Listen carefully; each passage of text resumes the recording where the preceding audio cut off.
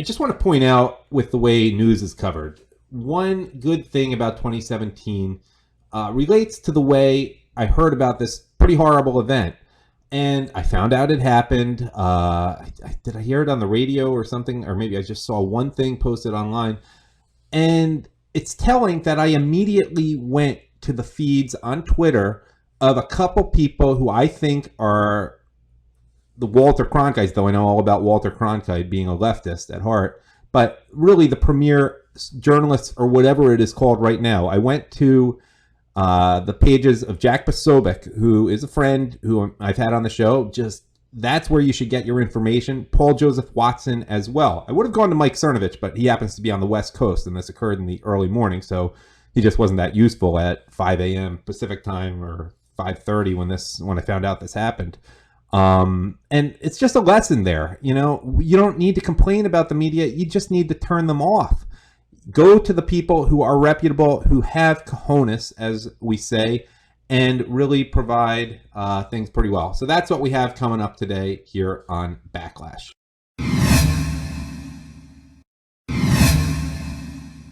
I wanted to start talking about today's mass shooting with Cam Nelson. I think she has just the perfect emotional tone, and she will be certainly well informed. So let me introduce her.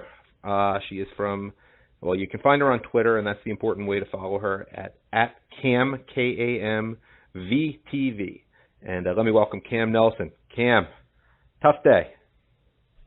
Tough day. I mean, I wish we were talking about something that was positive and great spirits, but well, we're going to push through this just like we always do. But yeah, very tough day, especially for being Trump's birthday. I tell you, man, when it rains, it pours.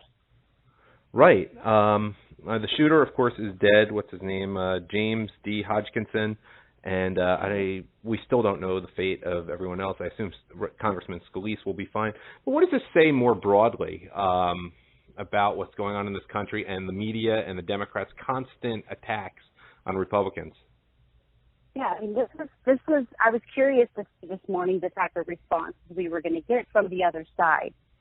I mean, right now, what's being talked about, of course, we knew this was going to flip the gun control. Right. I knew that was going to happen, or another shooting was going to take place, and now they're starting to broadcast that. What's happening right now is this is all a push from the left. We have seen this from day one. We knew this was going to be a battle going in, but the media, the resistance, and I really have to talk about the resistance that's being pushed by the left. They have called Democrats publicly, Hillary Clinton, Loretta Lynch. Loretta Lynch even said there may have to be blood in the streets to resist. So there's a big resistance push. They're using the hashtags. They're pushing propaganda through television. As you can see from the elections, and this is the type of information that's being fed from the left. I mean, everywhere you go, from the television to news to internet, they're pushing 98% of the media, what they're pushing is negative. They have been pushing hate. We've seen from Kathy Griffin. We've seen from celebrities coming out. We have politicians saying that, resist. There is a resistance movement. And this is my honest opinion. I believe that the politicians, and I tweeted this morning, the politicians and the Democrat politicians that have been pushing this resistance, I'm not really quite sure if they thought that the resistance was going to be pointed right back at them, if they thought it was going to be aimed towards American citizens. But there is a deep hatred right now going on for anybody who is opposed to any sort of ideological view that the left has. The media is pushing this is hate 24/7, and this hate is, people believe this. I mean, and I can't expect people at this point to not really believe what the news and the media says until they have that awakening moment to realize, you know what, they may be feeding me a bunch of bunk and a bunch of lies. But when you are full and you are being filled every single day with hate and resist Trump, hate the Republicans, anybody that opposes you is evil. You need to fight back. You need to shoot back, like Loretta Lynch said. People may have to die. Blood is going to have to be in the streets. We're seeing things happening in New York City where they're showing a push by Kathy Griffin.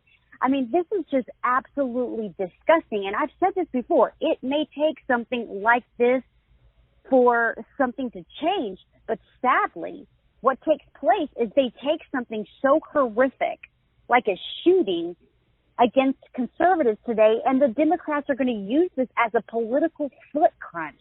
And they're going to crunch until they can get all the way back to the media to push it until it's gun control. It is sickening. It is I think the media... And there were, I think the media's, I think, how do I put it? It's time for the Republicans to stop being so nice. I find there's some symbolism in them playing a game against the Democrats. I know it's a tradition. I don't want them playing a game. This is serious. They're representing us. We're in a freaking war in this country, practically. And they're sitting there talking about their nice softball game or baseball game, and then they're going to play afterwards. I don't want them doing that. I want them representing the people. And just say F you to the Democrats there. I don't want them I was wondering that this fraternizing morning. I was thinking that. I was like, what the hell are they doing playing freaking baseball? They're about to go on summer leave. We've got chaos going on in this country. We've got the Ninth Circuit that is acting like the Supreme Court, and we had children that were witnesses to a shooting this morning. And you want to get up there and kumbaya it and then turn around and politicize it and make it about gun control. I mean, this is, I sometimes don't even, they're not even working for us, Adam. They're not. Yeah. This is all for their own little political world. And sadly, we have to suffer the consequences until, like you just said, the right has to stand up, not stand in front of Congress and say, when you do this, it affects all of us. All of us are united front. That's a bunch of bunk. The right has to step up and say no more. And there's going to have to come a point, and I don't know what it's going to take. It's going to have to come a point where Trump steps in. Right now, he can't step into state, but there has to be a point where Trump has to step in and say enough is enough. And to be quite honest with you, I'm waiting for that. I'm waiting for that candidate Trump to be able to come in and make his move when he needs to make his move. Yeah, I'm a little disturbed. This is disgusting what happened. I'm disturbed by some of his hires, like the Mueller hires and the State Department hires are not really the people I'm expecting to be seeing, who I would have expected based on the tone of the Trump rallies, which I loved. Anyhow, I got to let you go because I have a full roster of guests. I just wanted to start with you today because basically you're awesome, and this is a breaking event. I just thought you had the perfect tone and way of articulating things, and you did. You totally came through. Cam, I'm glad you came on and look forward to having you on again.